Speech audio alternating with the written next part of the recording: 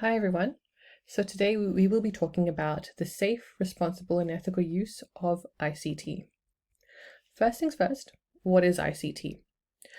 ICT is the abbreviation for Information and Communications Technology. Types of ICT are phones, videos, emails, the internet, even video making equipment. We use these things in our daily lives without much thought.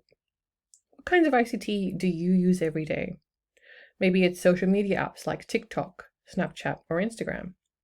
Maybe you have a game or two you like to play often.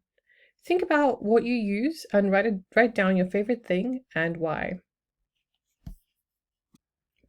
I'm sure that you often hear that it's important to stay safe wherever you go. But what does that mean? Being safe means that you are not exposed to any risk or harm, as well as keeping what you own without the risk of it being taken away.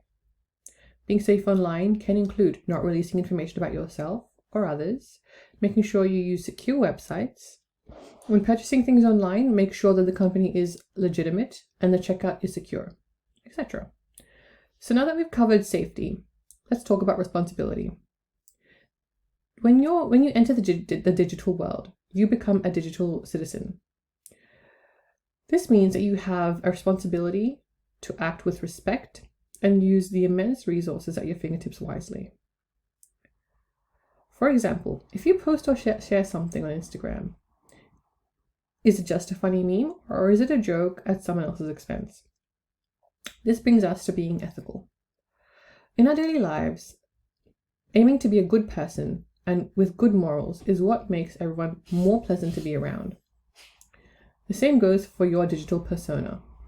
You don't want to be around rude or unpleasant people, so it's only fair that you don't be that person either. Cyberbullying. What is it? I'm sure you've heard of it, but what is it exactly? It can include unwanted texts, creating a fake profile of you and using your image to bully other people. It can be leaving a mean comment on someone else's post, etc.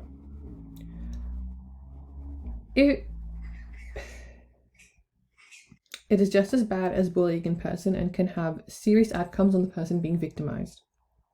If you're experiencing cyberbullying, there are a number of resources to help you. But first things first, collect your evidence. Take screenshots of your situation and keep them in a safe place like a Word document or an email. Then you must report it to a trusted adult, such as a caregiver, teacher, or counselor.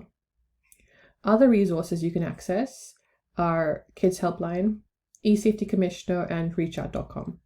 Explore these resources and familiarize yourself with how you can help yourself and others experiencing cyberbullying.